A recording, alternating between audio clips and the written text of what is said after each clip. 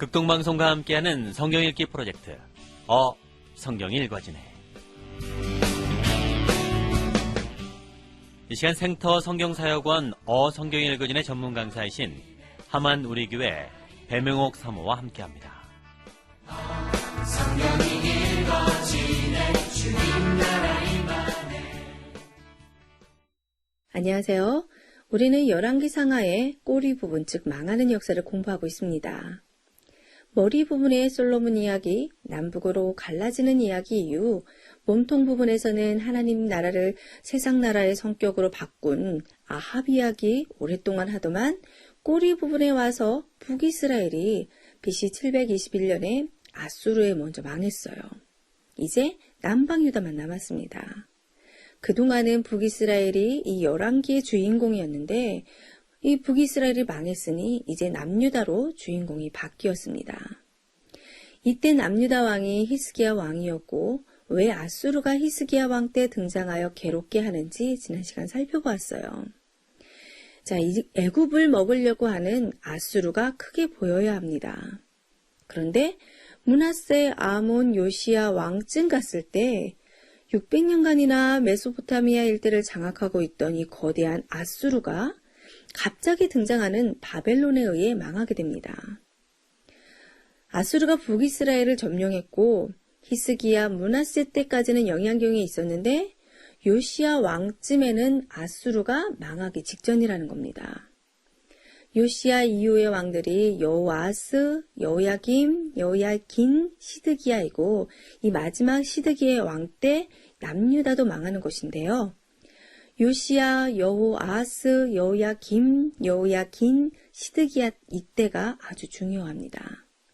다음 주에 이 왕들과 이 세계 역사가 얽혀있는 남유다 이 멸망의 말기의 역사를 풀어내고 여기에 끼어들어가는 예언서들도 함께 공부할 거예요.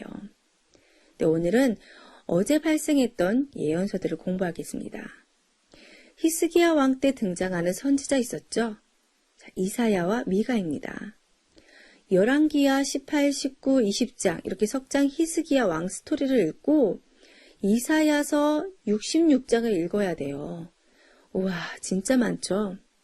자, 많은 분들이 이사야서에서 일독이 막히거든요.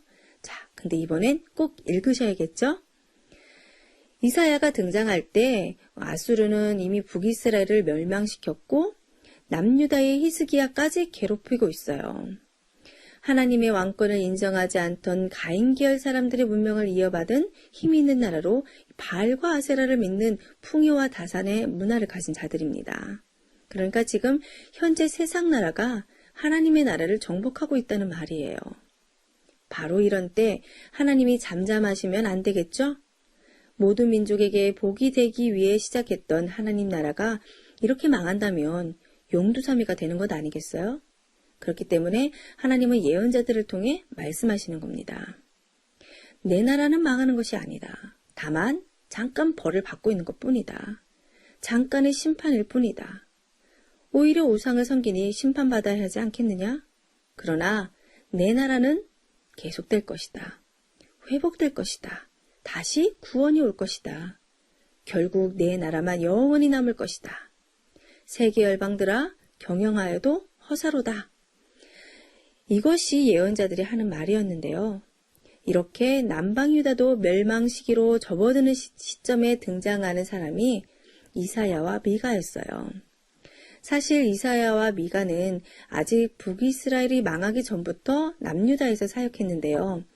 남유다의 우시야 왕이 죽던 해로부터 시작해서 섭정 시기를 포함한 요담이 왕일 때, 그 이후 아하스 그리고 히스기야 왕을 지나 므낫세가 다스리기 시작하는 때까지 약 60년간으로 보입니다. 이렇게 오랜 기간 동안 이사야는 우르르 꼬리 부분에서 나타나는 선지서들 안에 써있는 내용을 다 포함하는 정도의 엄청난 말씀을 받았습니다. 그러니까 앞에 나타났던 예언서 요엘, 오바댜, 호세야, 아모스, 요나서뿐만 아니라 이사야서 뒤에 나타날 예언서의 모든 내용들을 다 포함하고 있는 거예요. 예언서 최대 공약수죠. 그래서 이사야서를 예언자의 왕이라고 부릅니다. 분량도 많고 내용도 많기 때문이에요. 그리고 이사야는 문학의 귀재였습니다. 천재적인 표현 형식이 그의 뛰어난 재능을 보여주는데 표현법에 있어서 걸작에 속하는 기록이 많다고 해요. 성읍들, 그리고 자연, 하나님의 손, 하나님의 말씀 등을 의인화하는 것들을 보면 당시 최고의 교육을 받았던 귀재가 아니라면 불가능한 기록이라고 합니다.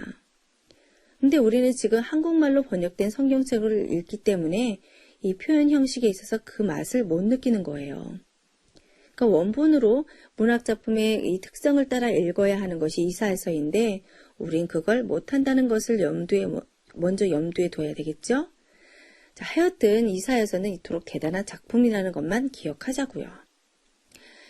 이사야서는 유다 말기 예언부터 시작해서 예수님에 대한 예언, 그리고 요한계시록 예언까지를 담고 있는데요. 1부, 2부, 3부로 구성되어 있습니다. 자, 1부는 1장에서 35장, 즉 이사야 시대에 관한 말씀들로 심판 메시지의 성격이고요.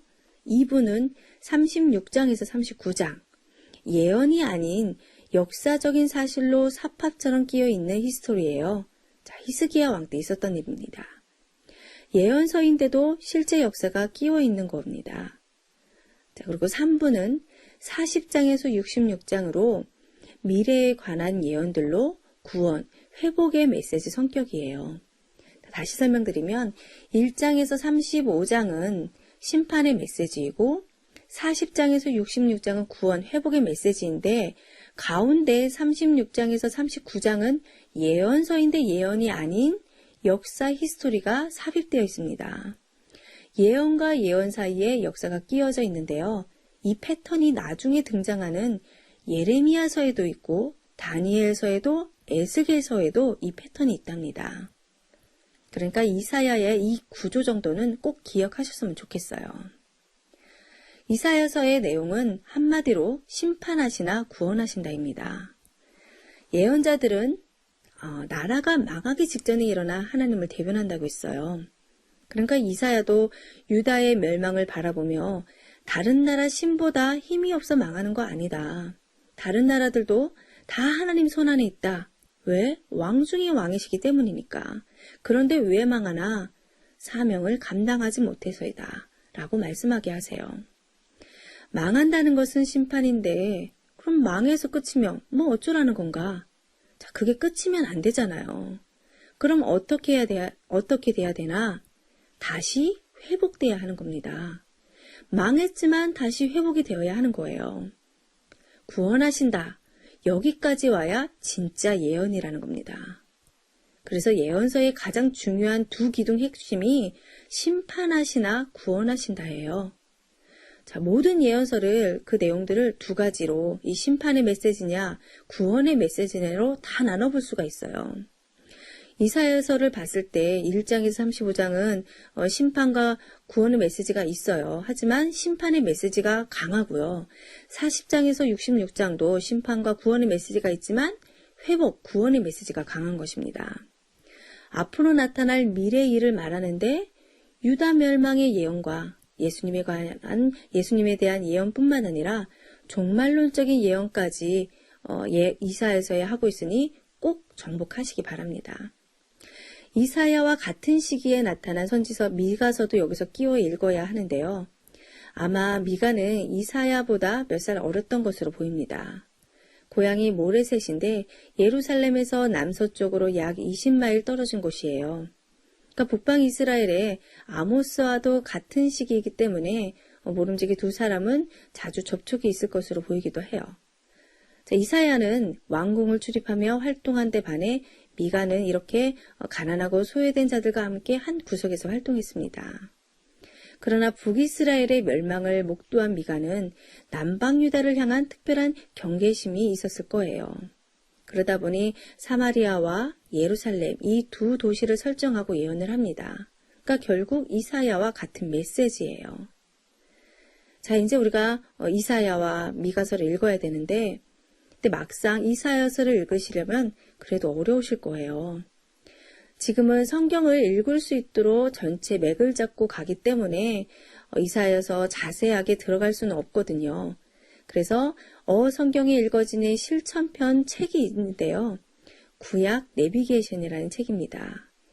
이 책이 예언서들을 읽을 수 있도록 자세히 가이드해주니 참고하시면 이 이사야서를 어렵지 않게 읽으실 수 있을 거예요. 자, 이사야와 미가서에서 이제 나와서 다시 열왕기하로 돌아가야겠죠.